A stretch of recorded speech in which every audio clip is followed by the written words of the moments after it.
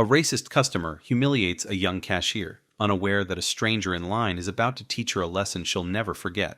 Subscribe now to see how this powerful story unfolds and comment where you're watching from. It was a busy Saturday afternoon at a grocery store in Birmingham, Alabama. Shoppers bustled through the aisles, some with carts full of groceries, others stopping by for just a few items. Among the hum of activity, 17-year-old Maya Brooks stood behind the cashier counter, patiently scanning items and greeting every customer with a polite smile. Maya was used to working hard. She juggled her part-time job at the store with school and helping her mom at home. She was kind, polite, and always did her best to brighten someone's day. But not everyone appreciated her efforts. At the end of the line stood Carol Higgins, an older woman in her 60s with sharp eyes and an air of entitlement. She tapped her foot impatiently, glaring at Maya as she moved through the line. Carol had a reputation in the store. She was a regular customer known for being difficult and finding something to complain about every time she visited. And today, Carol had decided that Maya was the problem. By the time Carol reached the register, her face was tight with irritation. Maya greeted her with the same warm smile she gave every customer. "Good afternoon, ma'am. Did you find everything you needed?" Carol didn't respond. Instead, she rolled her eyes and started unloading her cart with exaggerated movements, slamming each item onto the conveyor belt. Maya remained calm, scanning the groceries one by one. "Can you hurry it up? Some of us have things to do," Carol snapped, her voice loud enough for nearby customers to hear. Maya looked up, still maintaining her composure.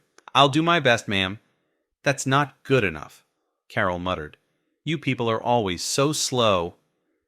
Maya froze for a moment. The words stung, but she took a deep breath and continued scanning. She had dealt with rude customers before, but something about Carol's tone felt different, harsher, more personal. As Maya finished scanning the items, she politely said, "Your total is $58.75. Carol reached into her purse, pulling out cash, but as she handed it over, she paused. She stared at Maya with a look of disdain. "You know, I don't understand why they hire people like you. No work ethic, no manners. It's embarrassing." Maya's hands trembled slightly as she took the money. She wanted to say something, but she knew better. She was at work, and her mom had always taught her to stay professional, no matter how people treated her. She handed Carol her change and receipt, keeping her voice steady.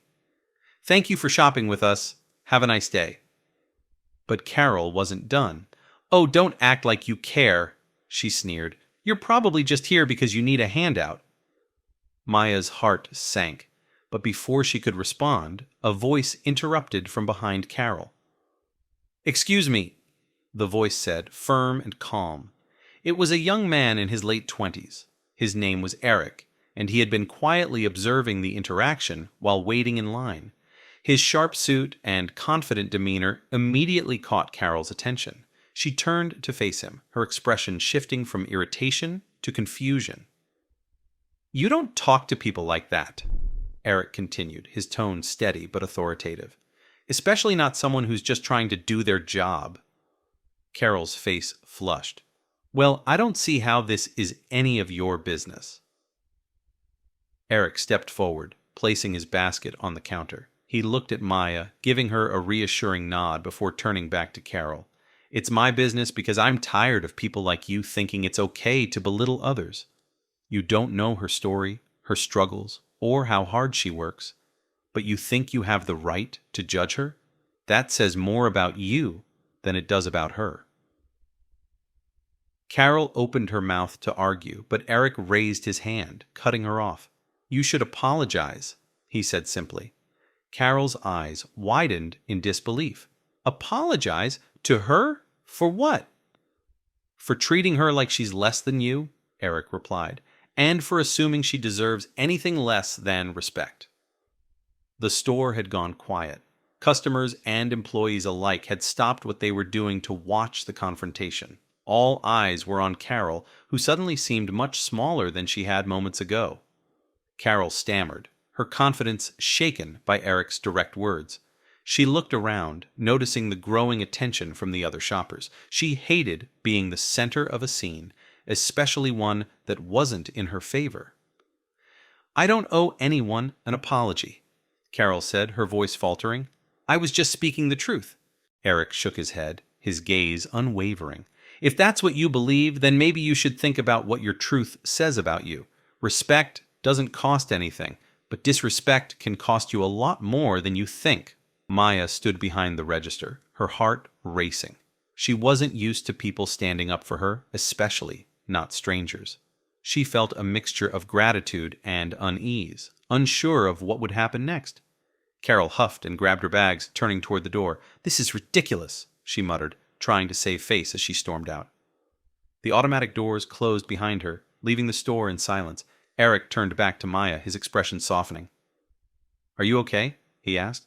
Maya nodded, though her voice trembled as she spoke. "Yeah, I'm fine. Thank you for saying something." Eric smiled warmly. "You didn't deserve any of that. People like her think the gang, well, they can act however they want, but it's important to remind them that their actions have consequences." As Eric placed his items on the counter, another voice chimed in from the side. It was an older woman, one of the customers who had been watching. "He's right," she said.